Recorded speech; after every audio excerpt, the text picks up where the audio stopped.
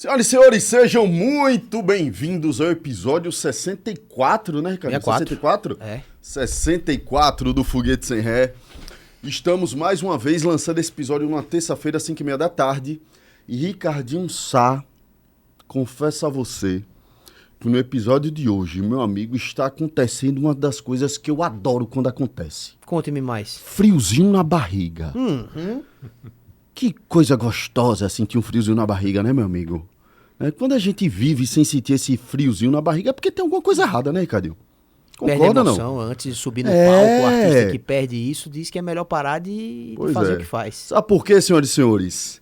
O episódio de hoje, estamos tentando gravar, estamos tentando trazer, já tem muito tempo. A pessoa do episódio de hoje, quando a gente criou o Foguete Sem Ré, juro a vocês que foi um dos primeiros nomes que eu coloquei na minha listinha de quando eu gravar o episódio com esse cara, serei um homem realizado. Por quê? Eu estava em algum lugar assistindo televisão, um canal de TV aberta, confesso a vocês que eu não assisto muito a TV aberta, mas eu estava assistindo um programa jornalístico aqui no nosso estado, e esse rapaz, ele estava dando uma entrevista sobre um projeto. E aí ele falou que aquele projeto era uma realização pessoal porque remetia muito à infância dele. E aí eu olhei ali no fundo do olho dele, pela televisão, claro, né? No fundo do olho dele, e vi os olhos dele marejados, falando sobre o projeto, falando sobre a infância dele. E o episódio 64, senhoras e senhores do Foguete Sem Ré, é muito especial. Vem com Vanessa e Card, passa o verdinho. Passa o verdinho, fácil de aprova. Passa o verdinho, habilidade livre de pagar. É só passar, aceita em todo lugar. Vai viajar internacional. Passe o verdinho pra realizar. Quem é o parceiro de verdade? Com Vanessa e Card ninguém passa aperto. Passe o verdinho e vem, Vanessa e Card. Tamo junto. Ricardinho Sá, estamos de volta depois da nossa super vinheta, lembrando de agradecer a quem está com a gente, né? Vanessa e Card apoia, incentiva aqui o Foguete Sem Ré, inclusive você que quiser fazer o seu verdinho, você pode ler o QR Code que está aqui na sua tela, que você vai ter acesso a todas as vantagens de ter o seu verdinho acompanhando você nos principais, todos os momentos da sua vida, né, Ricardinho Sá? Como é que você está, querido? Tudo bem? Eu estou ótimo. Tô bem, cara. Tudo bem? Tudo tranquilo? Tô bem. Eu tava vindo pra cá e lembrei de uma música pensando em você, Ricardinho. Qual? Não sei se você conhece, sabe aquela? Amigo, eu tô aqui. Claro, vindo pra cá. eu tive infância. Né? Porra, bicho, que música bacana, que letra genuína, né, Ricardinho? Pô, Ricardinho, E é tipo fala a de verdade. música, é o tipo de música que quando você ouve quando pequeno, você não dá o devido valor. Quando você cresce... E quando você tem filho? Vixe Maria. Você chegar pro seu filho e cantar essa música. Queria saber tocar violão pra cantar essa música pro meu filho. As trilhas da Pixar, da Disney são belíssimas. São belíssimas. Belíssimas, igual tenho certeza a história do nosso convidado de hoje, viu, Ricardinho Sá? Belo gancho. Parabéns. Gostou? Gostei. Mais um. Gostou do Você é link? criativo, você é talentoso. Tem que fazer esses links rapidinho, né, Ricardinho? Você é bom nisso. Turma, ó, sem muito blá blá blá, sem muito nhenhenhen.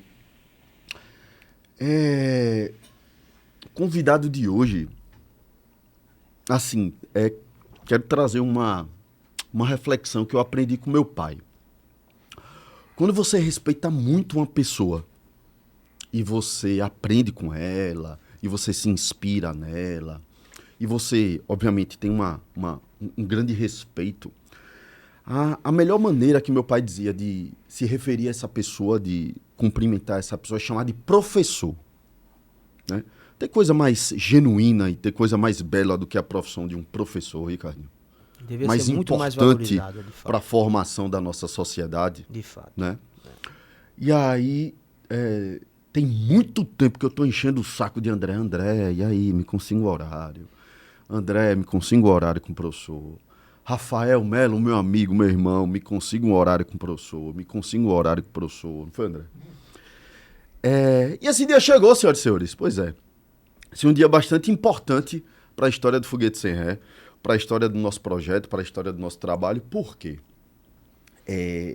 Eu não queria, antes de apresentar oficialmente o nosso convidado, eu não queria deixar claro que a gente não está aqui para falar de política, essas coisas aqui, você para um lado, para o outro, não. Estamos aqui para falar do ser humano, do empreendedor, da história de como isso tudo começou, né? Porque, de novo, trazendo um ganchozinho do começo do episódio. Eu fiquei muito impactado quando eu vi o olho desse cara cheio de lágrimas falando do projeto do Natal Iluminado. Porque eu pensei... E tava marejado mesmo. Viu?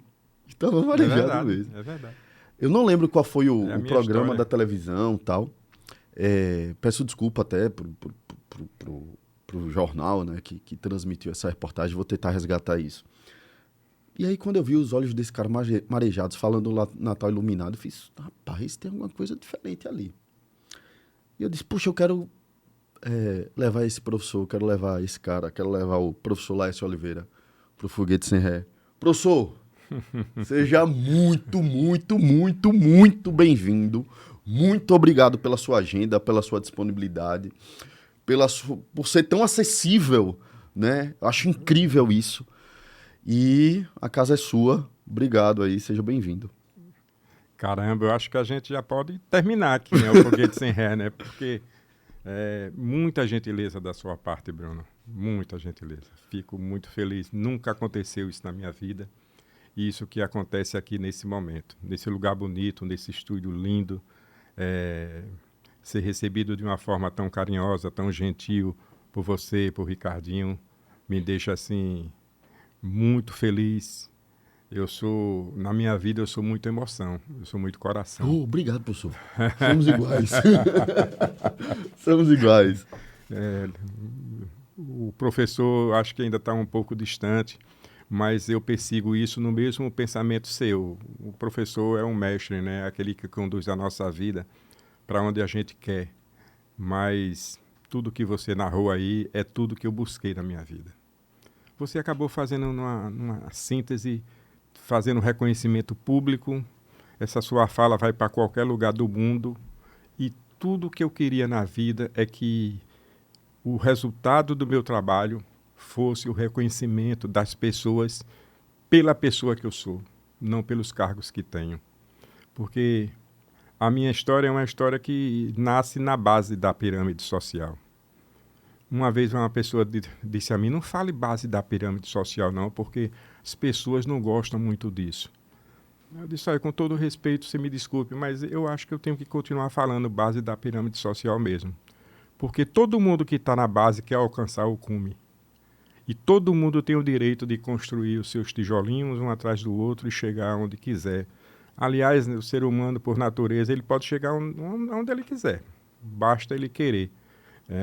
Isso é um propósito de vida que cada um instala na sua formação, naquilo que busca fazer de melhor, naquilo que se identifica como ser o melhor para a sua vida e precisa começar a perseguir, tendo assim a consciência absoluta de que não tem tempo fácil. Nada se conquista simplesmente porque você descobriu, achou uma botija, como se dizia antigamente. Isso não existe. Quando a botija existe, ótimo. Felizes aqueles que acertam na loteria, né? Mas eu tenho a impressão que o bom mesmo é conquistar. A conquista é algo que fica impregnado em você. E aquilo ali é como se fosse um combustível que faz com que você conquiste outras coisas ou outras coisas. E o conquistar é um negócio assim maravilhoso. Só que, muitas vezes, a conquista leva as pessoas a mudarem comportamentos, atitudes, pensamentos, ideologia. Isso é o abismo, é o que separa exatamente, é a fenda que separa o bom caminho do mau caminho. A gente não pode deixar que tenha fendas na nossa vida para a gente não esquecer a nossa origem. Eu sei que o mundo é moderno, a tecnologia avança em todos os cantos, mas os princípios que a gente aprende na nossa casa enquanto criança, esses são os pensamentos melhores, esses são os ensinamentos melhores que a gente carrega para a vida da gente. Vocês estavam conversando aí, eu aqui no meu silêncio, observando você e Ricardinho conversando, e Ricardinho disse um negócio muito interessante, que ele disse, esses filmes produzidos para os desenhos animados, as músicas produzidas para os desenhos animados, são músicas que têm um ensinamento profundo, que quando a gente é criança, a gente não entende muito o sentido daquela, porque a gente quer ver o desenho animado, quer ver a brincadeira, quer ver o bichinho brincando com o outro, e esquece um pouco da letra da música. Mas, Ricardinho, deixa eu te falar uma coisa. Eu nunca falei isso em lugar nenhum. Eu vou falar aqui porque isso é uma coisa muito íntima minha, mas eu só gosto de filme de desenho animado. Eu não assisto outros filmes, eu não gosto de assistir outros filmes. Eu gosto de assistir desenho animado, porque todo filme de desenho animado tem um ensinamento. Quando eu estava nessa viagem, agora que eu fui nessa missão para os Estados Unidos, eu estava estudando um projeto de lei que eu tenho que fazer a relatoria. Depois eu fui assistir, fui procurar, né, o filme lá na tela e tal, e achei um filme chamado Irmão Urso. Eu disse, vou assistir esse filme, Irmão Urso.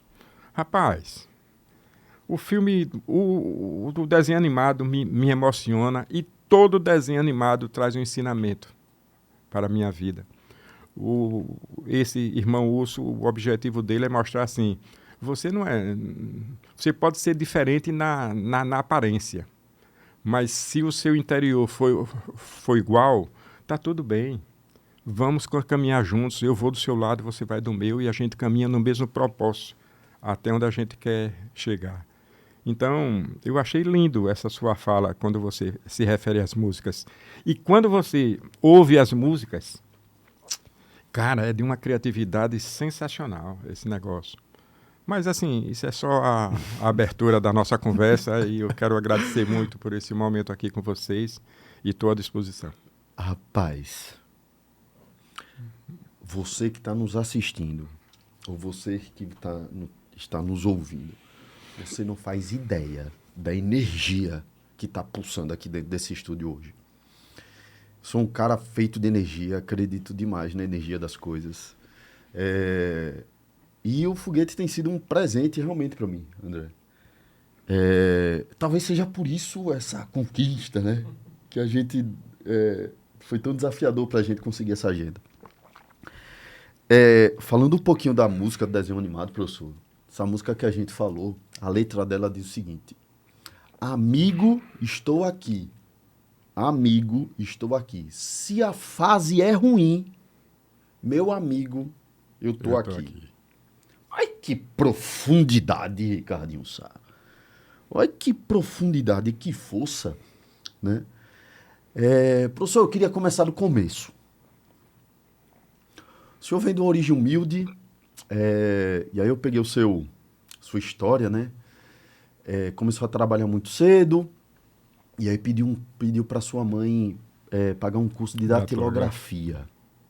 E ela não tinha condições de bancar esse curso, e ela começou a vender geladinho para que o senhor pudesse fazer esse curso. Né? O senhor tinha quantos anos aí, professor? 14. 14 anos. E por que um curso de datilografia? Datilografia, você não sabe o que é isso não, né? Nem você, nem Ricardinho, mas seu pai sabe. Né? Imagino, desculpa. Imagino, mas...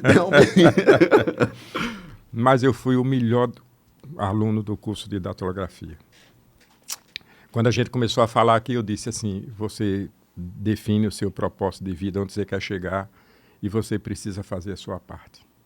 O esforço da minha mãe de fazer esses geladinhos e vender no campo de futebol. Na frente da minha casa tinha um campinho de futebol. E todo dia tinha... O senhor morava onde nessa época? Jogo. Morava em Olinda, certo. Lá em Pernambuco. Eu nasci lá, em Recife. E fui morar em Olinda dos 8 aos 18 anos.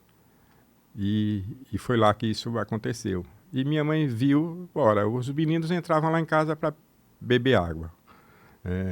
Uma casa de vila, uma casa de vila no bairro que estava crescendo muito.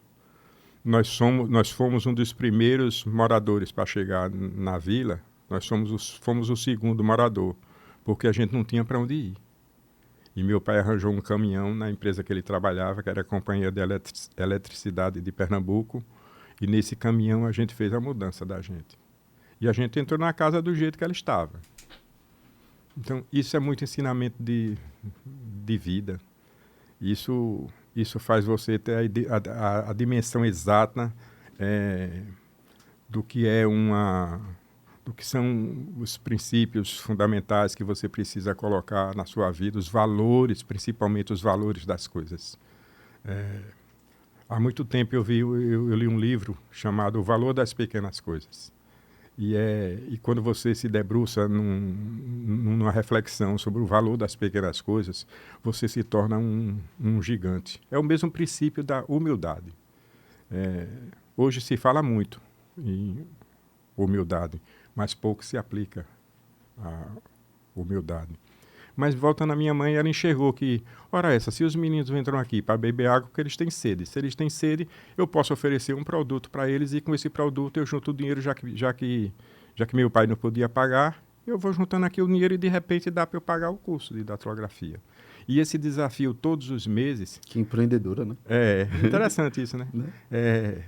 O desafio de todos os meses me levava a fazer jus àquele esforço que minha mãe fazia.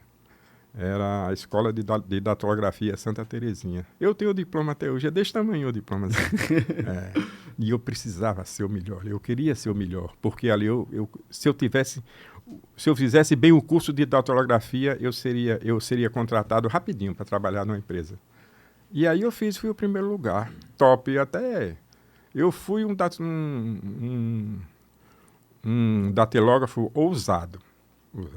Eu me lembro quando eu vim passar umas férias aqui com meu tio, aí meu tio chegou para mim e disse, se eu arranjasse um emprego, você morava aqui comigo, eu tenho o espírito de aventura de meu pai. Sabe? Eu sou um caixeiro viajante. Eu gosto de vender, de comprar, de conversar, de servir, de ajudar, sabe? Isso é meu pai é isso. Então, eu disse, se você arranjar, eu venho. Eu era office boy lá em Recife nessa época e já exercia, eu já era auxiliar de escritório. Excelente datilógrafo. Eu cheguei aqui no escritório de datilografia com meu tio disse, esse é meu sobrinho, vem morar aqui comigo, mas ele quer arranjar um emprego primeiro. Arranja um emprego para ele aqui. Tem? Eu disse, tem. Você sabe datilografia? Você sabe o que eu respondi, Bruno, pro cara? Quando eu me vejo nessa cena, eu disse, não é possível, velho. Eu tenho que encontrar esse cara para pedir desculpas. E eu pedi desculpas a esse cara no futuro mais à frente. As coisas aconteceram, enfim. Eu encontrei esse cara numa situação diferente. A minha situação já era melhor. E eu cheguei para essa pessoa e disse, rapaz, uma vez eu fui muito ousado com você, eu quero te pedir desculpas. Porque quando ele fez essa pergunta... 18 anos de idade, né? Eu disse, eu sou melhor do que qualquer um aqui no seu escritório. Tinha uns 20. Tinha quantos anos, professor? Eu tinha 18 anos. 18 anos. Aí olha que curiosado. Diga. Aí ele olhou assim para mim e disse, comprei aquela Olivetti ali semana passada. Chegou ontem aqui. Você topa fazer um teste? Pode me dar o teste. Ele me deu um balancete. Disse, faça esse balancete naquela máquina ali. Laércio, licença, rapidinho. O que peste é um balancete, cara? Me ajude. Balancete é assim, o balanço é um compêndio das contas de uma empresa mensal, anual, e o balancete é mensal. Quanto eu gastei com salário, com encargos sociais, com vale transporte, com alimentação e por aí vai. Então, isso é o balancete. Você apropriava todas as despesas nas suas rúbricas todos os meses. Isso é um balancete. Na mão. Na mão. E o balancete são duas colunas. Primeiro, a descrição das contas, dos lançamentos, e você tem a coluna de débito e a coluna de crédito. Qual é o problema? Na datilografia, você não vai lá, como hoje em dia, você vai lá, volta e apaga e faz do jeito que quer. Se errar, ferrou, né, velho? Então, não tem como apagar. Aí eu olhei para a máquina assim, novinha. Só que eu preciso de 5 minutos, só eu e ela. Você me dá uma folha em branco, ela me deu. na máquina, sentei lá, disse, vixe, meu Deus, isso aqui é um Porsche. Isso não é mais um Fiat Uno, isso é um Porsche aqui. Aí para lá, para cá, para lá e para cá. Que maravilha, genial. Aí eu disse, você vai marcar o tempo? Quanto tempo eu tenho? Eu disse, você tem... Quanto tempo você quer? Eu disse assim, me deu uns 10 minutos. Se for lhe dar 15, perfeito. Me deu 15, botei... Pode contar o tempo. Aí tabulei a máquina toda, e lá vai eu. No final, tem uns 11 ou 12 minutos, eu puxei assim, tá aqui o balancete. Só tem um erro aí. Um erro. Um retrocesso que eu dei na pressa de fazer. Quando eu dei o retrocesso, o ponto em pé, porque o difícil era o vertical. O horizontal era beleza, mas o vertical era complicado, tinha que ter habilidade. Aí um retrocesso... Para deixar tudo alinhadozinho. Tudo na linhazinha, uma atrás da outra, assim. Aí na pressa, não saiu. Só tem um erro aí. Então 10 eu não mereço não, mas 9.9 eu acho que vale. olhou assim. Contratado. Pode vir trabalhar amanhã. Se vou trabalhar amanhã. Então, nasceu com minha mãe, né? E esse curso de datilografia, nesse sacrifício da minha mãe, me levou para esses... Logo eu saí desse escritório de contabilidade, fui para outra empresa. E aí foi que tudo já aqui em Aracaju. Estudar contabilidade. Hein? Foi aí que o senhor começou a estudar contabilidade? Não, em Recife, eu já tinha me formado em técnico em contabilidade. Foi certo, quando eu vim para cá. Então, eu era técnico em contabilidade e eu era um exímio datilógrafo. Então, assim, eu tinha condição de arranjar emprego em qualquer lugar, porque era o que naquele tempo, auxiliar de pessoal, auxiliar administrativo, técnico em contabilidade e datilógrafo, arranjava emprego em qualquer lugar. Aí eu disse, vou... Aí mudei muito de emprego porque eu queria ser funcionário público, federal. Aí trabalhei no Correio, passei no concurso do Correio, graças à datilografia, e passei na Codevasf por causa da datilografia também. Porque era para operar uma máquina moderna que tinha chegado à época. E isso precisava muito das noções de datilografia. E como eu dominava a ferramenta, aí ficou assim... Eram 40 candidatos, só ia aprovar um. E só aprovado foi eu. Foi a mesma coisa da eleição para o Senado. Só 5 candidatos, só tinha uma vaga. Eu disse, a minha vaga. Mas aí já é outro contexto, deixa para lá. Mas foi... Agora, tem outro detalhe importante, Breno. Uma coisa vai puxando a outra. Quando eu cheguei aqui, eu fui estudar na Tiradentes. Só que eu ia estudar na Tiradentes no semestre anterior. Um semestre sem fazer nada, que eu precisava fazer alguma coisa. E eu entrei no SENAC para fazer um curso de Relações Interpessoais no Trabalho. Era um conhecimento... Você tinha quantos anos aí? 18. Já partindo para os 19 anos. Eu cheguei aqui numa quarta-feira de cinzas de 1978. Então... o semestre todo eu fui procurar fazer cursos, porque eu sabia que eu precisava fazer, eu só tinha essa chance de fazer curso. E eu entrei no SENAC para fazer curso de Relações Interpessoais do Trabalho e depois o curso para operar essa máquina nova que tinha chegado, que ia para a Codevasf, e que a Codevasf ia contratar uma pessoa, fazer um concurso para contratar uma pessoa. Olha as coisas como vão se encaixando, né? E depois eu virei presidente do SENAC. As mesmas escadas que eu subi atrás de uma formação, eu subi como presidente depois. Professor, me diga uma coisa, aí ali com 18, 19 anos, qual foi o gatilho para o senhor começar a empreender? Assim, qual foi o primeiro passo? Assim? O que foi o... Na verdade, eu já empreendia desde pequeno, né? Desde quando eu morava lá Quando eu cheguei numa vila... E as casas eram entregues, a construtora entregava, acabou, a casa está pronta, coberta, tudo pintada direitinho, entrega, né? E aí tem oportunidades as mais diversas possíveis de ganhar dinheiro, né? Meu pai era um artífice muito habilidoso em marcenaria, gostava de pintura, de pintar, gostava de mão de obra. Era o lazer dele, ele gostava muito disso. Ele tinha caixa de ferramenta, carro de mão, pá, enxada, picareta, tinha tudo, que ele gostava disso. E eu adoro essas coisas também. Herdei de meu pai. E aí, nas horas vagas, né, de vez em quando eu passava numa casa lá e E todo mundo começou a fazer aterro nas suas casas. Para que o aterro cobrisse o alicerce da casa, que o alicerce era descoberto. A casa era um pouco alta, alicerce. E um aterro, um caminhão de aterro parado na porta de uma casa esperando alguém para botar para dentro era uma oportunidade de ganhar dinheiro, né? Eu tinha pá, Com certeza. eu tinha pá e tinha um carro de mão. Então eu ia pegar passarinho de manhã e ia para a escola. Quando eu voltava de tarde, eu disse, ali, não quer que bote o aterro para dentro, não. Para começar a aterrar aqui, não. Minha mãe não queria, né? Porque esforço, criança, tá? Mas eu ia do meu jeito, arranjava gente para fazer. Eu divido com você, tá? É a natureza. É DNA, é natureza. É. Carnaval de Olinda, perto da minha casa, fazia um arraial. No São João, no Carnaval, tá? Arranjava um isopor. Meu pai pedia ao meu pai um isopor, me deu dinheiro só para comprar a primeira carga, o resto deixa comigo. E meu pai, eu acho que meu pai gostava, sabe? Ele dava vara, né? Como diz, né? Dava vara para pescar. É tanto que quando eu fui fazer o primeiro negócio aqui, a primeira empresa precisava de R$ 2.500. Eram 4 sócios, R$ 2.500 de cada um. No primeiro negócio que eu fui fazer aqui. E eu não tinha R$ 2.500. E eu fui pedir ao meu pai, sabe o que meu pai me disse, Bruno? Disse, meu filho, tudo que eu tenho guardado. Vixe, mano. Na poupança. Acho que tinha. Bateu um arrepio. Acho que era poupança verde. Tinha em Aracaju. Já foi aqui em Aracaju.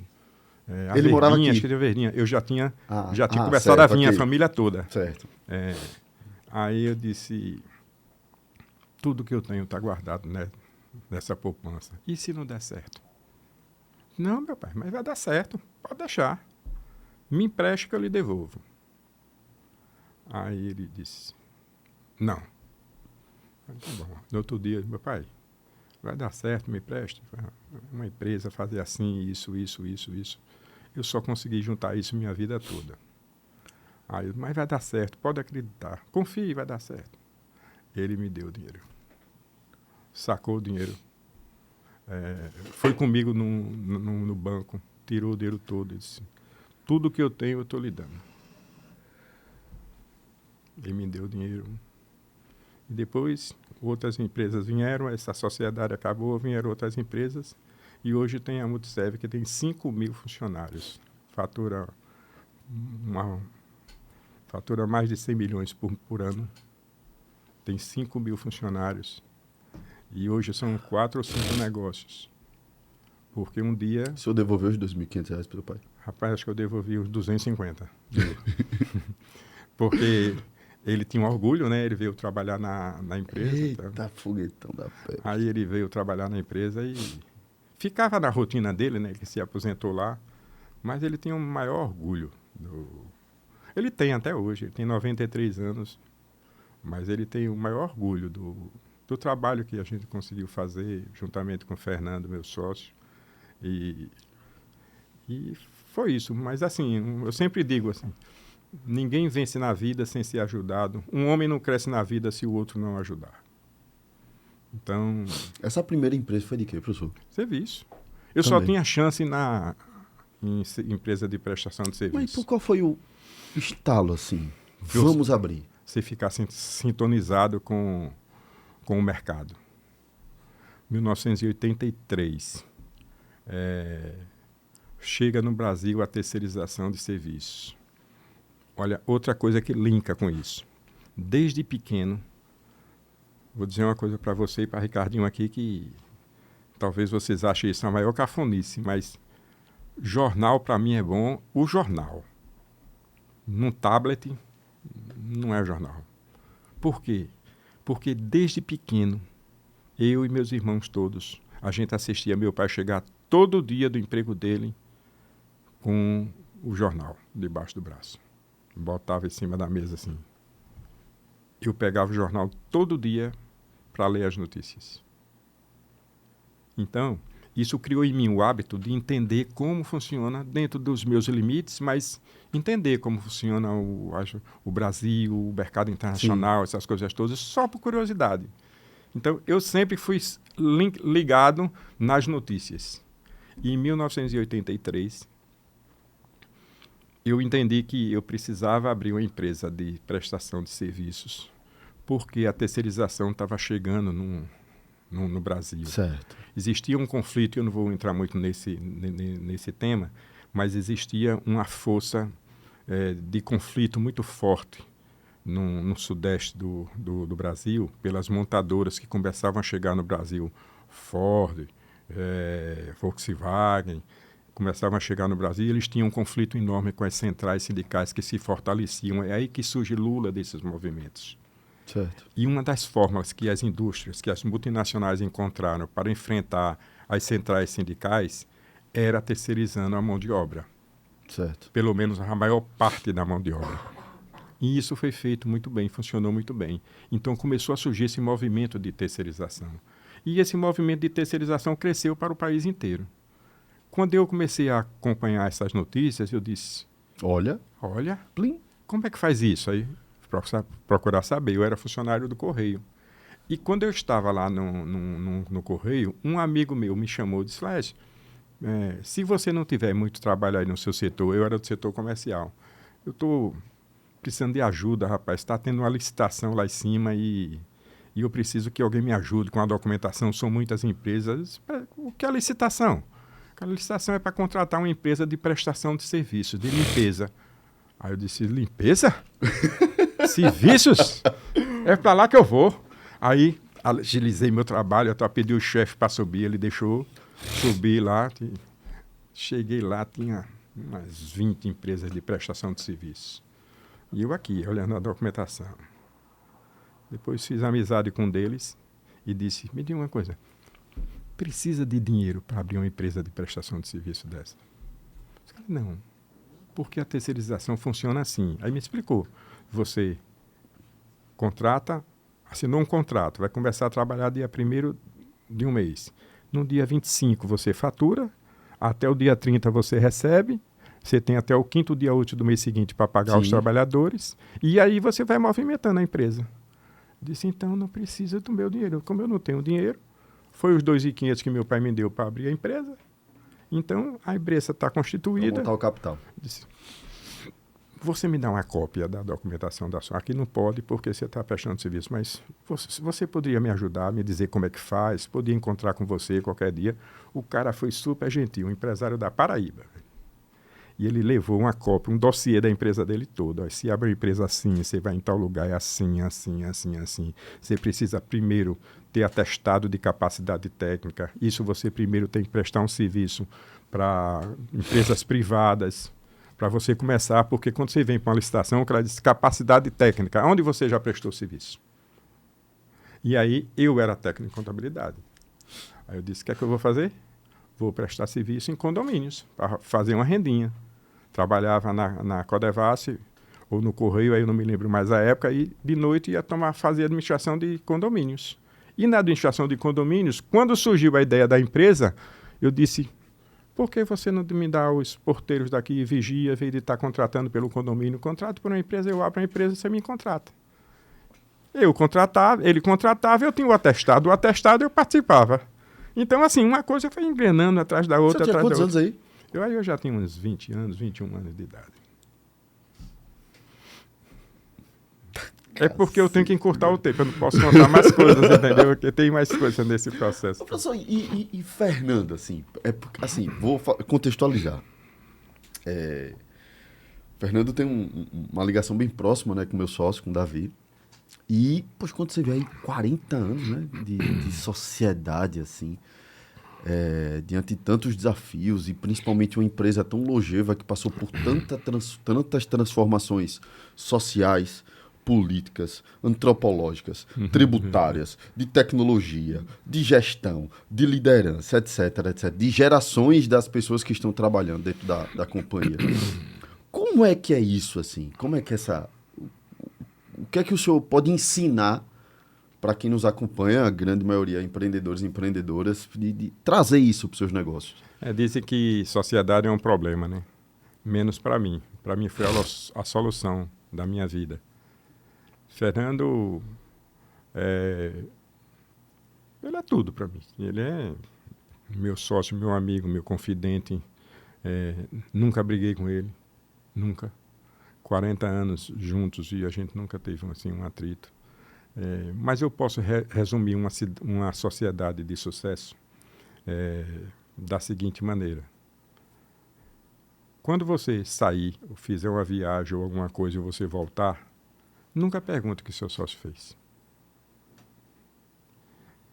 Porque a sociedade é inteira.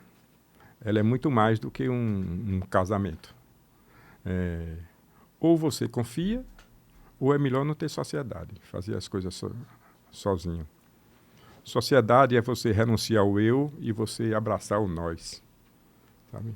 Então, assim, todas as vezes que a gente precisou viajar para cuidar de alguma coisa, ou para vender serviço, ou para fazer licitação, ou para até de férias, tá? Quando o eu... Viajando juntos de férias. Hein? Viajando juntos de férias. Isso aconteceram poucas vezes, porque só depois de bem consolidada a empresa. Mas antes não, um ia e o outro ficava. Mas quando eu voltava, eu não dizia... Aí viu, Ricardinho? Eu não dizia para ele, me dê os balancetes para eu ver o que aconteceu nesse período. Traga aí os pagamentos para eu olhar como foi. Por que o saldo é 10 e não é 12? Porque isso nunca. E da parte dele para comigo também, nunca. Então, durante um certo tempo, quando a gente tinha uns 10 ou 15 anos de empresa... as pessoas começaram a entrevistar a gente, queria conversar comigo e com ele para entender como é isso de vocês, né? Então, às vezes eu fico pensando nas pessoas que entrevistaram a gente com 15 anos, hoje já são 40, né? Então, o que é que perguntaria agora, né? Mas a palavra que define tudo isso é cumplicidade. Nós somos cúmplices do fio do cabelo até o dedo do pé. Então, em todas as coisas... Hoje em dia é mais fácil, porque, por exemplo, às vezes a gente trabalha na mesma sala a vida toda. A gestão lá sempre foi gestão de portas abertas. Como a gente tem muito funcionário, e a gente trabalha com funcionários das mais diversas classes sociais, principalmente da classe mais baixa, a gente entendia que o sucesso era a gente atender essas pessoas, deixá-los à vontade para falar com a gente a hora que quisesse e pudesse ir lá a hora que quisesse também. Então, um trabalhador que chega na Multiserve até hoje para falar comigo, mas não, que eu já estou afastado por causa da política, mas para falar com ele, esse funcionário não espera. Ele pode ser o que for. Ele tem prioridade para falar com a gente o assunto que ele quiser. Os funcionários da gente, da Multiserve, são apaixonados pela Multiserve e por nós, por mim e por Fernando. Porque a gente sempre deu a eles aquilo que é mais precioso. A gente deu respeito, a gente deu atenção, a gente deu carinho para eles, porque essas pessoas precisavam formar as suas vidas e eles vinham de contextos que eram muito parecidos com o meu. A maioria dos trabalhadores meus hoje são trabalhadores que viveram em ambientes talvez até pior do que o meu. Então, eu e Fernando, a gente tem a capacidade... Fernando não, já teve uma condição social melhor, mas eu tenho mais a sensibilidade para entender o que é que aquela pessoa passa. Bruno, muitas vezes, quando começou o Shopping Jardins aqui em Sergipe, e foi a Multiserve que foi fazer a instalação para fazer o shopping funcionar. Instalação de shopping é uma guerrilha, mas para selecionar as pessoas, muitas vezes, várias pessoas diziam para a gente assim, não é esse trabalho que eu quero não, eu quero auxiliar de pedreiro. Não, você vai ser agente de limpeza. E as pessoas têm condição não, doutor. Eu nunca entrei no shopping na minha vida. Não, rapaz, mas a gente ensina, lá tem o mármore no chão, tem o blindex. Doutor, não me bote para fazer isso não, pelo amor de Deus. Eu nunca entrei no shopping, eu não sei o que é isso não. Não vai dar certo não. Porque quando você vai ver a realidade daquela pessoa, morava numa casa de chão batido e a parede não era de alvenaria. E você pega essa pessoa pelo braço, acolhe, abraça, vai com ele. Quantas e quantas vezes eu já fui com o Fernando para para contratos, e a gente vir à noite com a equipe lá dentro. Para eles entenderem que aquilo faz parte da minha vida e pode fazer parte da vida dele também. Um rodo, um kit de limpeza, operar uma enceradeira. Muita gente acha operar uma enceradeira, que besteira. Você, Bruno, não opera uma enceradeira industrial. E eu queria ensinar as pessoas a operar uma enceradeira industrial, entendeu? Para que essa pessoa se sentisse importante. Para que essa pessoa definitivamente fosse inserido na sociedade e entendesse que o shopping também é para ele. Talvez não para entrar numa loja de grife, mas ele talvez pudesse entrar numa loja de departamento e comprar um conjuntinho simples para um filho, para uma filha dele. Então, a atividade que a gente escolheu para fazer até hoje, independente de ser um negócio, é uma atividade que transforma vidas. Faz com que as pessoas se enxerguem úteis e necessários para servir. E eu usava muito com eles o exemplo de um centro cirúrgico. A gente faz limpeza de hospitalar. Eu disse, olha, daqui a pouco... Não era verdade isso que eu dizia, mas era para estimulá-los. Próximo procedimento cirúrgico aqui, está vendo um cara dos Estados Unidos, cara. É uma cirurgia complicadíssima. E o cara foi contratado pela família para vir aqui operar. Só que a gente precisa entregar o centro cirúrgico daqui a 40 minutos. O procedimento vai começar daqui a 1h30. Agora, vamos lá limpar, né? Vocês têm que arrumar isso direitinho, tá? Tá certo. Aí eu dizia para eles, você sabe o que acontece se você não fizer o processo bem feito? Aquele cirurgião que chegou aí ontem, nos Estados Unidos, vai operar, vai matar aquele paciente. O paciente vai morrer, porque aquele paciente vai ter uma infecção. Coach total, né, professor? Infecção hospitalar. Então, mas um médico é o melhor do mundo. Melhor do mundo. Deixa eu te fazer uma pergunta, então, já que o processo, a cirurgia não começou ainda. Quem é mais importante, você ou ele? O que é que você acha? Pô, o cara ouvia aquilo. Se eu não deixar o centro cirúrgico perfeito dentro dos padrões de higiene necessários ao procedimento, o procedimento vai ser um sucesso. Sim. Não vai ser êxito esse procedimento. Você é importante ou não é, Eucrates? A minha parte ajuda bastante, né? Ajuda porque você é importante. A engrenagem. A engrenagem. Senso de pertencimento total, né, Ricardinho? Isso. Ô, Bruno, Selo. Você viu uma frase que ele falou sobre a sociedade? A palavra que ele definiu a sociedade? Cumplicidade. Cumplicidade.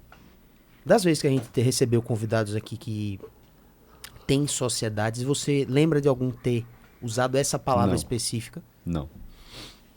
Eu lembro de uma definição, eu acho que foi até... Ah, meu Deus. Depois de 64 episódios, a memória começa a falhar um pouco, mas... já tiveram alguns... Jonathan, por exemplo, lá da Ed Burger, do Hidden também, ele definiu sociedade de uma forma semelhante também, mas... Mas a palavra cumplicidade, não. Essa palavra foi... Confiança, sim. Cara, porque remete... Complementariedade, sim. Né? Mas cumplicidade a gente não tinha ouvido ainda. Essa aí foi inédita e me pegou. Gostei dessa definição. As nossas esposas, às vezes, começam a discutir, que coloca uma crítica a Fernando, ou Maria Tereza faz uma crítica a mim, em uma conversa tal, e se as duas estiverem juntos e fazendo críticas, ela chega a uma conclusão que isso aí não adianta não. Olha, não fale nada dele, nem de um e nem de outro, porque não cola. Eles não aceitam. Eles são blindados. Eles só se entendem eles dois, tá? Fernando é totalmente diferente de mim.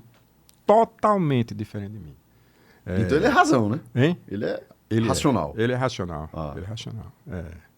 Hoje em dia ele se emociona mais. Antigamente ele não se emocionava muito, não.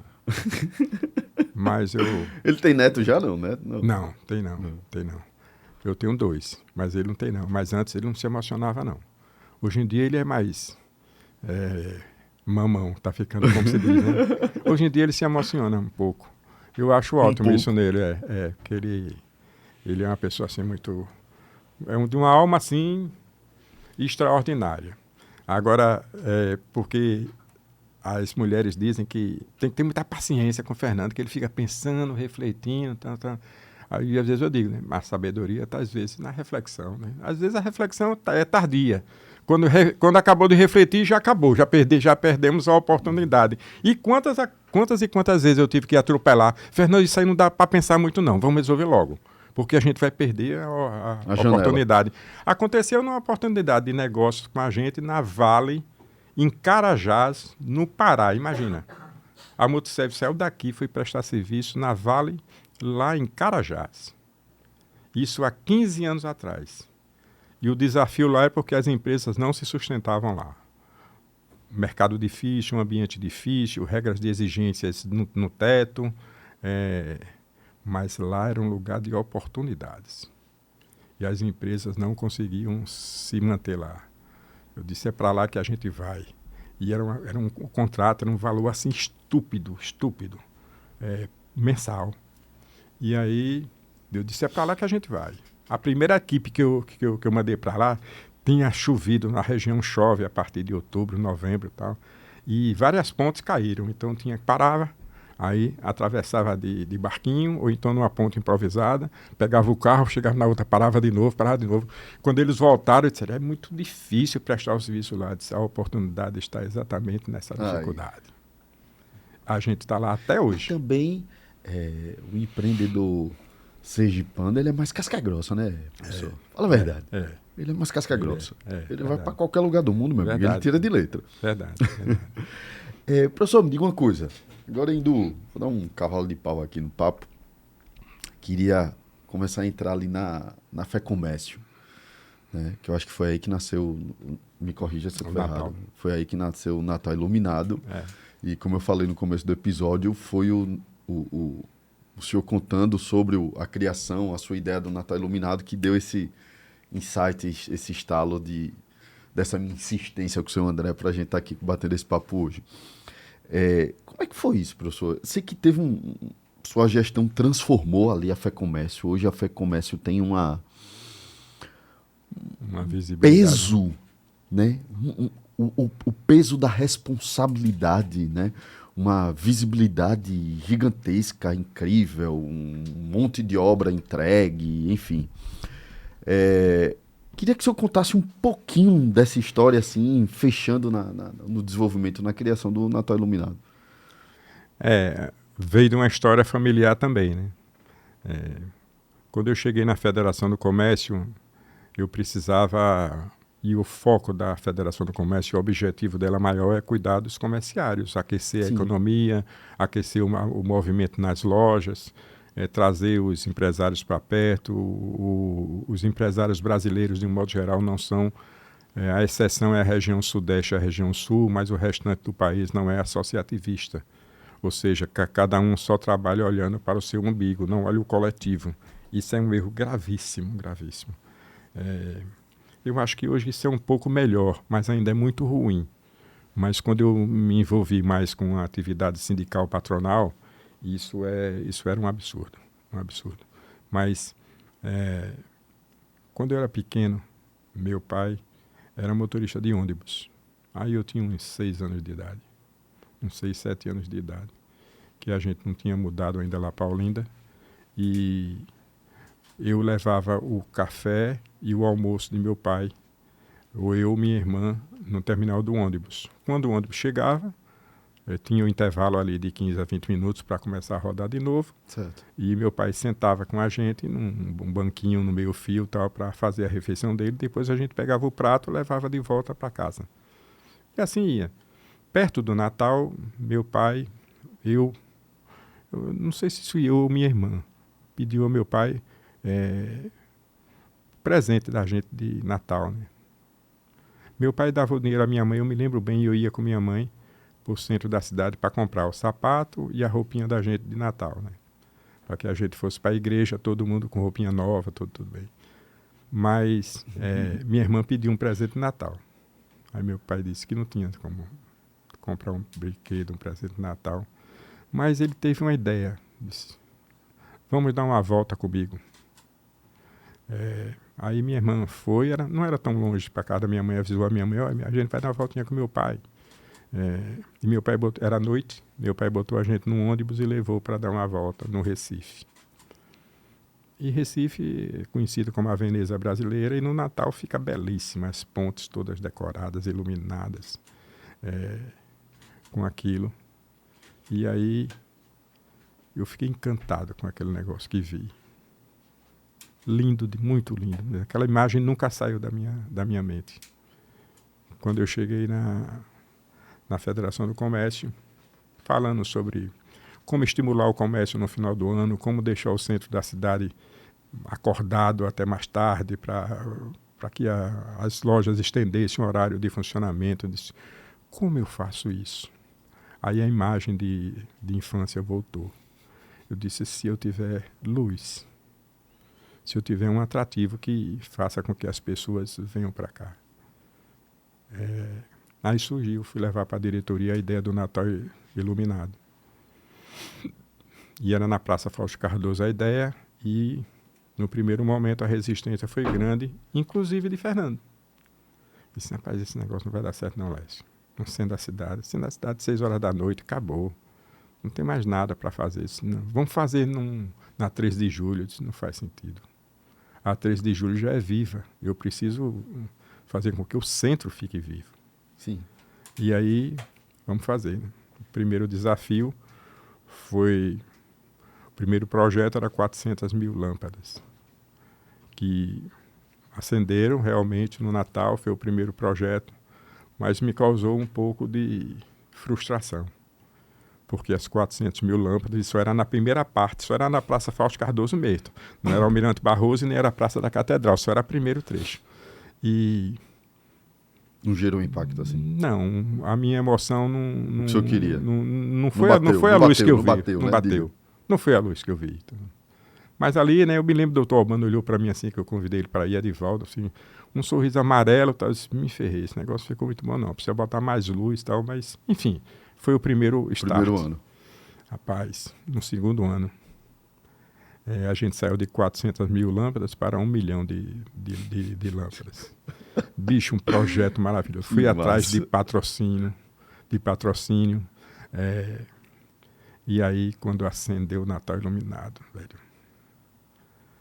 Cara, que eu olhei aquele negócio assim, aquela beleza, aquele dia. Era noite, mas virou dia. Tanta iluminação, os projetos que foram feitos. Tinha um túnel que jogava uma espuma como se fosse neve. Cara, eu olhava o semblante das pessoas, das crianças. Eu me emocionava muito com aquilo, porque eu me via no ônibus com meu pai, apreciando, admirando aquela beleza da iluminação do Natal do Recife. E definitivamente, o Natal Iluminado chegava em Aracaju para ficar, porque... Estava ali consolidado que os aracajuanos abraçaram a ideia. A praça lotada. A praça lotada e... Comércio e hoje, usando, né? Os ambulantes, todo mundo feliz, velho. E hoje, o último projeto agora, acho que multiplicou por não sei quantas vezes a quantidade de lâmpadas nas 3 praças, com tantos projetos novos. O presidente Marcos Andrade deu continuidade ao projeto e fez acontecer. E eu, às vezes, vou lá solitariamente, sem ninguém, só eu e minha esposa, caminhar lá na praça, ver as pessoas, ver o sentimento das pessoas, a emoção das pessoas. E dizer, puxa vida, eu consegui fazer com que as pessoas tivessem o mesmo sentimento que eu tenho. Talvez hoje ela possa comprar um brinquedo, que eu não pude na época, mas certamente a emoção que eu senti, essa criança está sentindo, esse idoso está sentindo, e isso, por tudo isso, valeu muito a pena o Natal Iluminado. Então, Natal Iluminado não é mais meu, não é um projeto meu, porque o estado todo abraçou. Esse ano o presidente Marcos Andrade fez em 15 municípios do estado. Todas as ações feitas em Sergipe que tem vínculo com o Natal Iluminado, usa sempre a palavra Natal Iluminado, que foi uma marca criada dentro da própria Federação do Comércio. Ou seja, não é mais meu Natal Iluminado. É o meu sonho que eu consegui passar esse sonho para milhares e milhares de pessoas. Se você faz a FEComércio sempre faz a pesquisa e quase que unanimidade, Orgulho, né? as pessoas sentem orgulho do projeto Natal Iluminado ter entrado num catálogo, né, de turismo do estado. E certamente você já foi lá, aquela praça todos os dias, ela é lotada e a gente fez uma junção de uma série de coisas. As igrejas têm o seu espaço no palco, só artistas da terra, não vem artista de fora para o Natal Iluminado. É o espaço da arte, da cultura e do talento dos sergipanos. O palco é para eles. E eu acho que acredito que tem uma importância também da conexão dos diferentes tipos de sergipanos e sergipanas, né? Uma conexão muito grande de pessoas diferentes, de classes sociais diferentes, né? Tem aquela comunhão que é realmente o significado do Natal, assim, né? E tem um negócio muito marcante, Bruno, eu esqueci de te dizer. Quando eu fui fazer o segundo Natal Iluminado, eu sabia da história do carrossel do Tobias. Que a sua avó, seu pai era pequeno, a minha sogra falava muito desse carrossel do Tobias, meu sogro também me contava sobre isso. E eu queria botar um carrossel. Eu disse, eu preciso botar um carrossel assim, não faz nenhum sentido. Só que na história, o carrossel do Tobias ficava ao lado da catedral. Com a arquitetura nova da praça, não dava para botar ao lado da catedral. Mas a gente achou um local ali ao lado, em frente à Assembleia. Aí eu mandei buscar um carrossel, aí deu muito trabalho, porque eu fui trazer um carrossel de Feira de Santana, mas o dono era um cara de Itabaiana que trabalha com parque de diversão, uma coisa mais ou menos assim. E interessante, as pessoas idosas. E no meu anonimato, sozinho, eu gosto muito de fazer as coisas sozinho. Eu ficava observando as filhas e os filhos levando os pais para que os pais tivessem o prazer de assistir um carrossel na Praça Tobias Barreto. O que impactava isso de emoção, essas pessoas idosas que viveram aquele tempo áureo de Aracaju, ao lado da catedral, de repente tem um carrossel no centro da cidade, na época de Natal, que antigamente no Tobias era na época de Natal também. Então, isso foi um episódio muito marcante. Eu fiquei muito feliz também de ter tido a oportunidade de proporcionar a essas pessoas o privilégio, como que diz assim, olha, o Natal Iluminado também é seu. Você não foi esquecido, a sua geração passou, mas aqui o seu presente está aqui. Venha ver, venha brincar se quiser, se puder. Então, esse foi um episódio muito marcante também. As pessoas adoravam isso. E adoram até hoje, né? Vai ter todos os anos, se Deus quiser. Ricardinho, meu amigo. Seu frio na barriga foi justificado. Rapaz, realmente esse foguete é um presente. Velho. É um presente. Obrigado. Professor, eu não posso... Eu ainda tenho 2 perguntas para fazer. Estamos batendo aí 1 hora de episódio, tá vendo que eu disse que o negócio vai fluindo. O senhor é senador eleito pelo estado de Sergipe. E aí, entendam, você que não é sergipano, você que não é sergipana, que acompanha o foguete aí fora do nosso estado. O professor Laércio é senador daqui do estado, eleito pelo estado de Sergipe. Está aqui conversando com a gente. E eu tenho uma pergunta que, na verdade, é uma curiosidade muito minha. O senhor é um empreendedor raiz, né? Costumo dizer aqui no foguete que o empreendedorismo é um lifestyle. Você pode ensinar técnicas, né, de como empreender, técnicas de gestão, né? Você pode desenvolver habilidades para estimular sua liderança, enfim. Mas o empreendedorismo, né, é um estado de vida, né? E eu acredito que é muito passado de geração em geração. Tem um quê de ciência, tem um quê de biologia, tem um quê da natureza, da essência, do DNA. E como é para um empreendedor, que pela sua história nasceu como empreendedor, entrar na política, assim? É possível trazer essa veia empreendedora para a política? Queria que o senhor comentasse um pouquinho sobre isso, assim. Veja, aí dá outro programa. A vida empresarial para a vida pública, ela acontece por circunstâncias. Eu fui presidente da Federação Nacional das Empresas de Prestação de Serviços de Limpeza e Conservação. Por quê? Porque eu não admitia, sob hipótese alguma, que um funcionário meu fosse chamado de servente, Dona Maria do Cafezinho ou seu João da Vassoura. Perfeito. Eu achava que isso era depreciativo para um ser humano. Ali era uma profissão.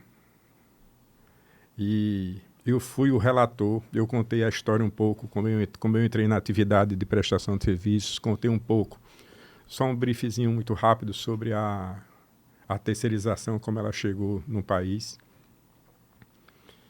Mas eu fui o relator da lei da terceirização. Então, assim, quando a lei da terceirização foi aprovada, eu tive convicção plena de que a minha missão estava concluída.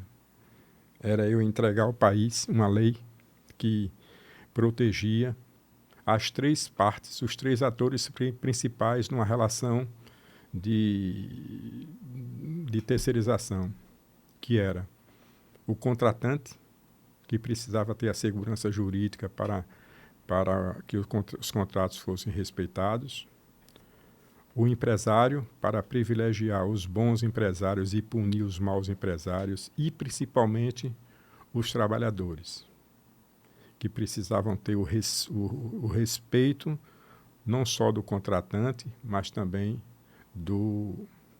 da empresa que ele era funcionário.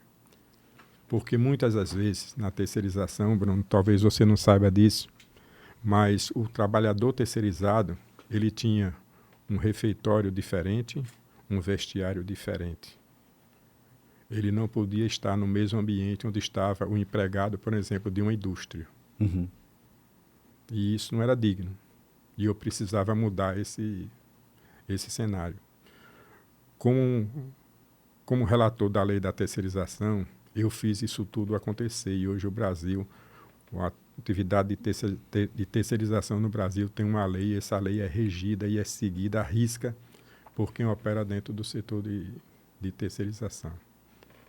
O contexto político, ele nasce exatamente de uma atuação, antes disso, na presidência da Federação Nacional. Eu cheguei na Federação Nacional como terceiro suplente do Conselho Fiscal. Uma composição de uma diretoria com 30 e poucos nomes. Talvez esse seja um dos últimos cargos. Se Conselho Fiscal já é uma coisa que fica lá por fim, terceiro suplente do Conselho Fiscal, você imagina o que significa isso. E como eu sou muito, por incrível que pareça, eu sou tímido, e prefiro mais ouvir do que falar, o pessoal da comunicação que trabalha comigo, assim, eles ficam irados comigo, porque não, você precisa dar uma entrevista sobre isso. Não, não quero dar entrevista, não quero falar, me deixe quieto, fico aqui. Aí eu comecei a observar o funcionamento da Federação Nacional. E na Federação Nacional tinha um evento que estava morto. Eles faziam todos os anos um encontro, mas era um encontro assim que reunia 40, 50 empresários, não tinha representatividade legítima do setor no Brasil. Sim. Rapaz, ousadamente, eu chamei uma pessoa daqui de Sergipe, que tinha uma empresa de eventos, Alexandre Porto. Sim. Disse, Alexandre, contei a história para ele, disse, vamos fazer um projeto para apresentar? Ou seja, o primeiro evento, quando eu fui fazer, foi em Arraial da Ajuda. Apresentei a diretoria da federação E o presidente do sindicato de São Paulo ouviu todo mundo falar, no final ele disse, eu quero só falar uma coisinha. Depois, não, pode falar. Quando São Paulo ia falar, né, todo mundo recolhe. Né? Achei muito bonito o que você fez. Acho lindo essa sua ideia, sua iniciativa. Eu só quero que você me diga uma coisa. E se esse seu projeto der prejuízo para a federação? Aí eu olhei para ele, eu não tinha muita coisa para dizer, né? Ou ficar calado, ou dizer para ele o que eu disse. Se der prejuízo, eu pago. Prejuízo. Eita, filho da pé. Lembra da história da datilografia? Sim. Eu disse, foi o melhor de Pediu todos. desculpa pra ele depois. Não. Que nada. Nada. O resultado desse evento. Eu vendi, A coragem do empreendedor, meu eu vendi amigo. todos os apartamentos e deu lucro de 11 mil. Esse evento começou com 200 pessoas. Quando eu saí da federação, que fiz o último evento, foi 1.000 pessoas, no Costão de Santinho. Então, essa ação me tirou lá do terceiro suplente do Conselho Fiscal para presidente. E eu comecei a frequentar Brasília a partir daí. E um dia, eu tentava resolver os problemas do setor, tinha muita dificuldade. E um dia eu disse na diretoria que disse, uma empresa, um setor que tem 11 mil empresas no Brasil e 2 milhões de trabalhadores, não tem um deputado que não quer. A gente devia tomar vergonha, se juntar, conversar entre a gente, escolher um nome nosso em qualquer lugar do Brasil, apoiar, eleger e colocar aqui dentro. Aí sim, a gente tem alguém falando Tem voz. por nós. Perfeito, entendi. Eis-me aqui. Ou seja, Vieram falar comigo, eu disse, cara, eu não tenho nada a ver com política, não gosto, não conheço, não sei de nada, mas eis-me aqui. dá pra empreender na política. Se dá para empreender na política, não. É mesmo, professor. Política não é lugar de empreender. A política é lugar de servir. Fantástico. É, Fantástico. empreender Fantástico. Que aula. é isso. Que aula. Ai, meu Deus do céu. Ricardinho Sá, meu amigo. Queria fazer a última pergunta. Esse episódio a gente falou muito sobre família, sobre o seu pai, sobre sua trajetória. Eu acho que, assim como eu, a sua principal função, seu principal cargo é ser pai, né? Queria que o senhor encerrasse o episódio de hoje comentando, assim, pro senhor, o que é ser pai?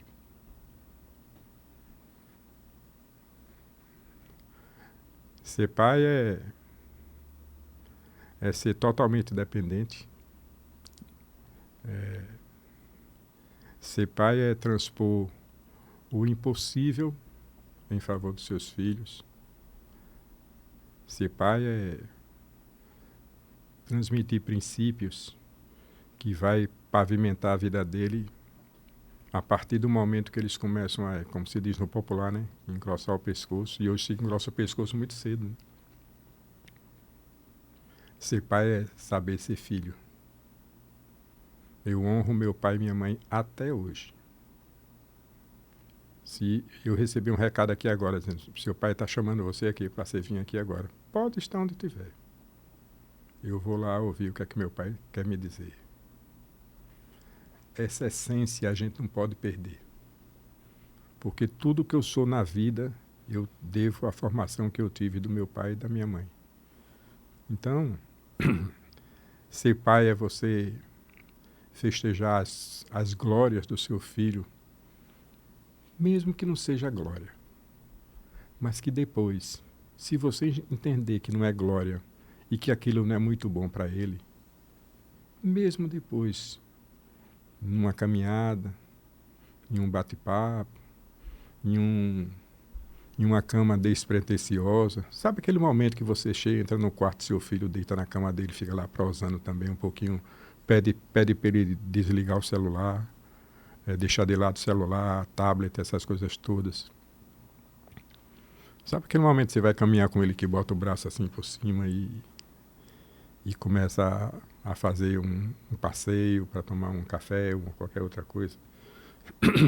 Sentar numa mesa de bar para quem gosta, fazer um jantar para quem gosta, enfim, as opções são as mais diversas.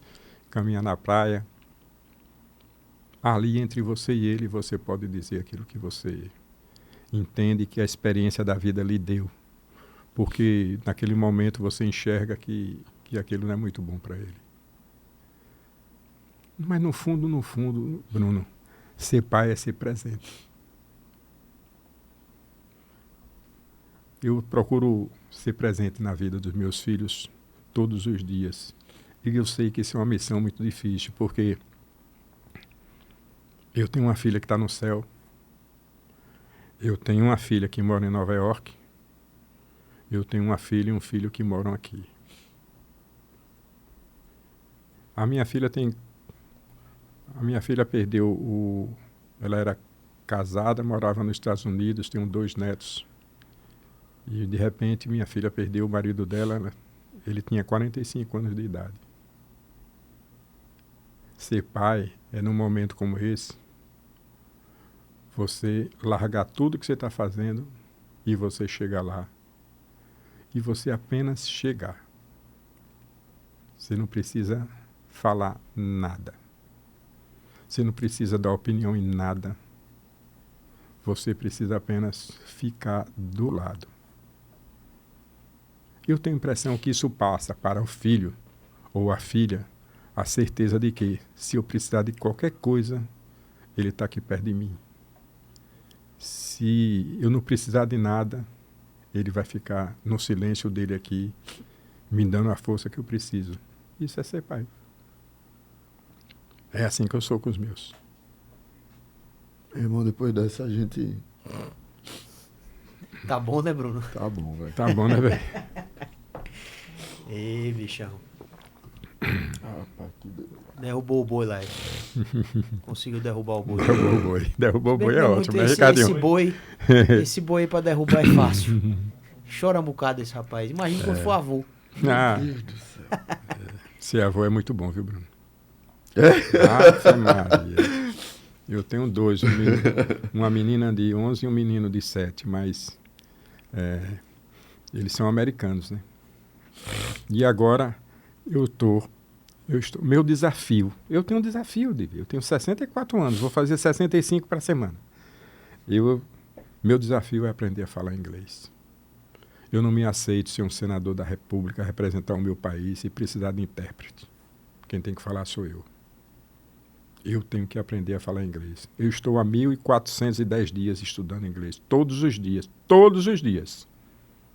Tenho uma professora particular em Brasília e tem um programa chamado Duolingo. Eu fiz um comercial do Duolingo. Devia contratar aqui. Era. Foguete em ré. 1.410 dias. Vou liberar um acesso do Explica aí pra você estudar inglês. Como é? Vou liberar um acesso do Explica aí pra você estudar inglês. Aí, rapaz. Aqueles Cid de uma égua chegaram aqui há pouco tempo. E os Cid da Peste já estão falando português, rapaz. Querem falar comigo em português agora. Não, senhor. Eu quero que fale inglês. Tem quantos anos ele, professor? 11 e 7. A minha neta de 11 anos, ela vem falar comigo, né? Em português, eu respondo em inglês. Aí eu pergunto a ela se está certo. Eu falei correto. Aí ela disse, correct. Aí disse, pronto, beleza. Só vou falar, não venha falar em português comigo que eu não aceito. Ou seja, assim, neto inexplicável. Neto só se sente. Eu não sei nem o que dizer, velho. Então não diga. André, bicho, eu não sei nem o que dizer. Obrigado por estar aqui. Professor Laércio, Agradeço.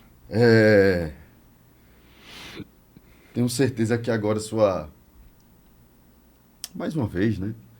Sua história está documentada, citada, sua Biografia autorizada. biografia autorizada, sua Videografia, no caso. Videografia. Podcastgrafia autorizada. podcastgrafia autorizada. Que presente, e aí você um pouco egoísta, o senhor me deu. Que Que presente, que presente. Estamos aí a 64 episódios, o Foguete Sem Ré vai fazer 2 anos, né, Ricardinho? 2 anos. Agora em agosto, muita gente bacana já passou por aqui. A gente já contou a história de grandes empreendedoras, e é impressionante, assim, como isso aqui está se tornando acredito que até uma ferramenta de perpetuação dessas histórias, sabe? Porque eu acredito que todo mundo que acompanha a gente tem recebido... A gente tem recebido muitos feedbacks, assim, né? Pessoa parado no shopping e uma pessoa disse que começou a empreender por causa do foguete, né? Que pediu demissão e foi atrás do sonho por causa do foguete. Me param no canto. Bruno, como é que eu começo a empreender? Eu faço o seguinte, qual o seu hobby? Né? Qual o seu hobby? É isso que você gosta de fazer? Começa a tentar monetizar isso e você vai pegando a manha, né? A coisa que o MBA e o PhD não ensina, né? A manha da coisa. E o foguete tem sido acredito eu que tem sido uma ferramenta bastante importante para essas pessoas que nos acompanham. E hoje, antes de mais nada, o senhor me deu um presente. Obrigado. Me deu um presente. Estou me sentindo privilegiado. Estamos gravando esse episódio numa manhã de quarta-feira, né, pelo senhor ter disponibilizado sua agenda. Eu acho incrível a sua acessibilidade, sua disponibilidade. Isso é muito raro. Isso é muito raro, isso é louvável, eu acho isso incrível, incrível. Eu digo isso para todo mundo. Teve um evento, acho que do Fórum Empresarial, que o senhor estava presente e eu recebi uma homenagem, né, ali do 2020, comecei em 2022. E eu lembro do senhor, quando estava indo embora, o senhor, a mesa que eu estava não estava no caminho, né, e o senhor voltou da sua rota para apertar minha mão. O senhor não tem noção do peso e da importância que aquilo teve para mim naquele momento. Eu acho que nossa missão foi cumprida, né, porque eu falei para o André, cara, eu quero mostrar o ser humano, quero mostrar o empreendedor, quero mostrar o batalhador, né, o lutador, né, quero mostrar o pai, quero mostrar o avô. Eu acho que nossa missão foi cumprida, professor. Muito, muito, muito obrigado. Obrigado demais. Eu não tenho como te agradecer. E, Cardinho, eu acho que não tenho nem como descrever o episódio de hoje. Às vezes eu tenho muito receio de ser repetitivo, né? Porque quando nós temos um episódio tão carregado energicamente, né? Esse meu discurso final, ele acaba se tornando repetitivo, mas... É como se cada vez a gente tivesse o tijolinho que o senhor falou no começo, cada vez, parece que a cada grande episódio que o foguete tem, a gente coloca um tijolinho em cima dessa escadinha, né? Eu acredito demais que o que pode transformar o mundo é o empreendedorismo e a educação. É o meu lema de vida, né? E o foguete tem um quê de educação e o senhor está sendo um agente importantíssimo ao longo dessa jornada. Mais uma vez, muito obrigado. Eu que agradeço, Bruno. Agradeço a você, agradeço a Ricardinho por a gentileza de estar aqui nesse lugar bonito, que está envolto de um sentimento tão forte, né? Tomou conta desse momento aqui. Eu fico muito feliz. Mas se você me permitir, eu preciso dizer 2 coisas. Eu ganhei salário mínimo, andei de ônibus e comi de marmita. A minha regra de fé e prática é a Bíblia Sagrada. É nela que eu busco os ensinamentos que eu preciso para a minha vida e me esforço para ser um praticante da Palavra de Deus.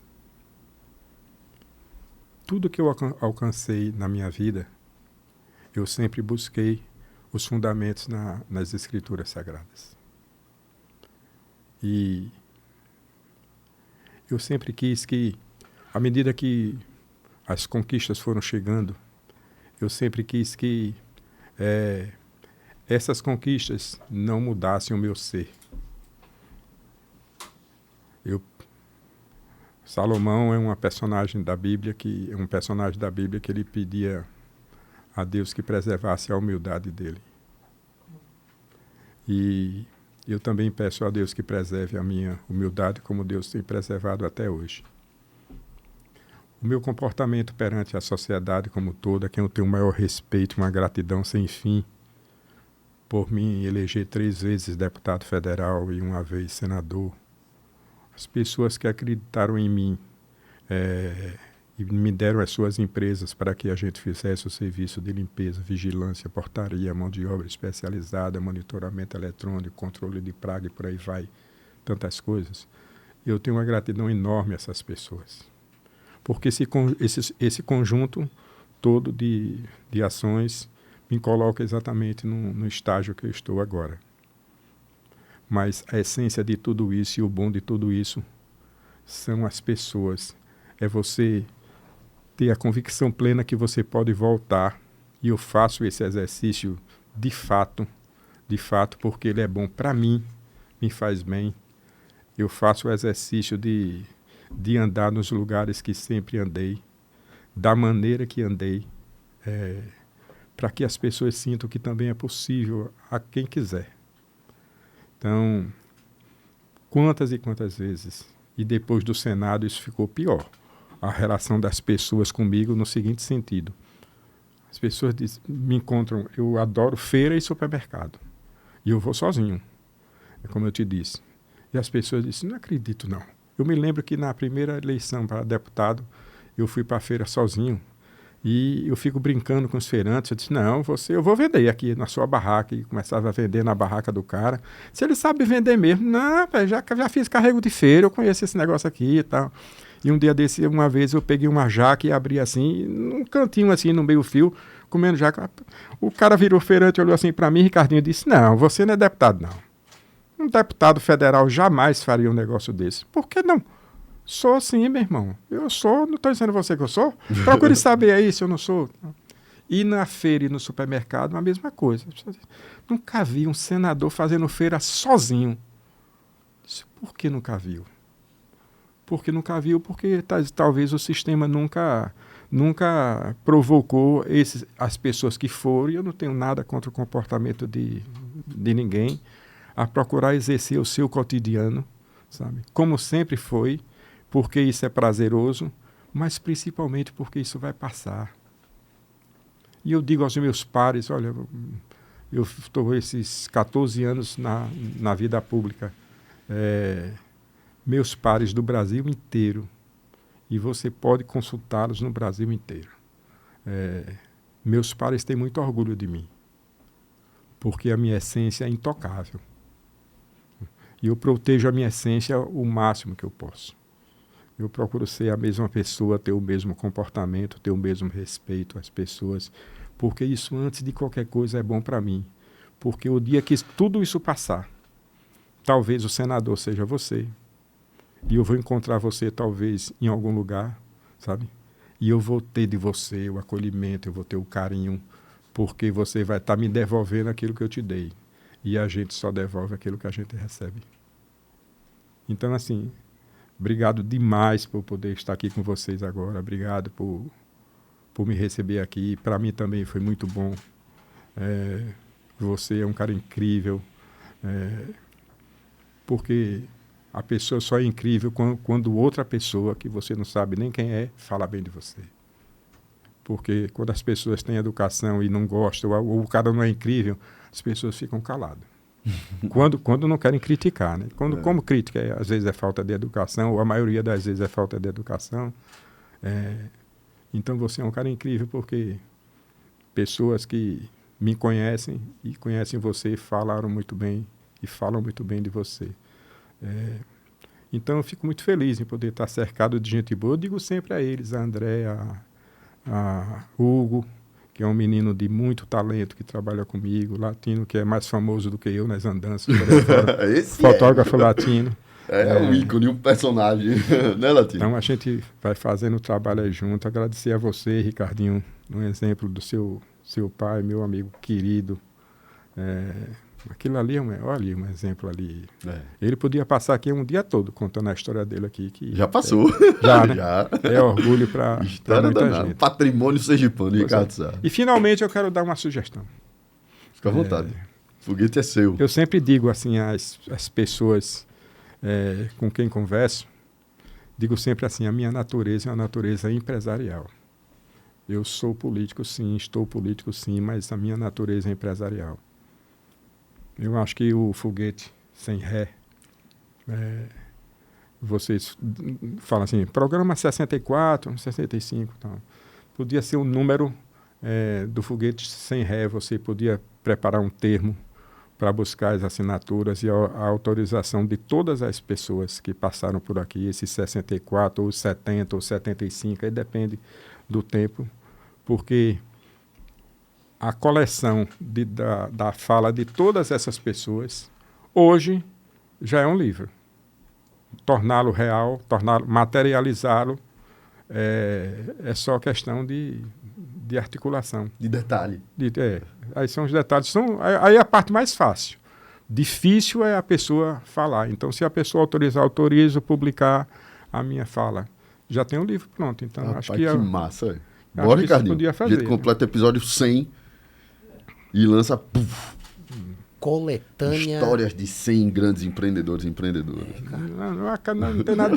É foguete sem ré. Pronto. A vida das pessoas. Fantástico. Olha aí, senhoras e senhores. Isso é lifestyle empreendedor, viu? Obrigado, Fantástico. valeu demais. Tchau, gente. Deus abençoe todos. Ricardinho, Oi, sensacional. concordo com você. Quantos selos de episódio merece? Ai, meu amigo, 1 milhão. Ah, 1 milhão. Ai, meu Baixa amigo, um pouco, tem bicho, nem- aí os tem outros. nem- Tem nem... Aí já foi. Senhoras e senhores, esse é o Foguete Sem Ré. Estamos aqui toda terça-feira, 5h30 da tarde, no Spotify, no seu aplicativo preferido de música, de streaming, no YouTube. Não esquece, compartilha esse episódio, porque vale a pena. Assista, reassista, treassista, quantas vezes forem necessárias esse episódio, com um caderninho na mão. Show de bola, Ricardinho. Sou Bruno Oliveira, estamos aqui com você. Esse é o Foguete Sem Ré. Valeu. Fui.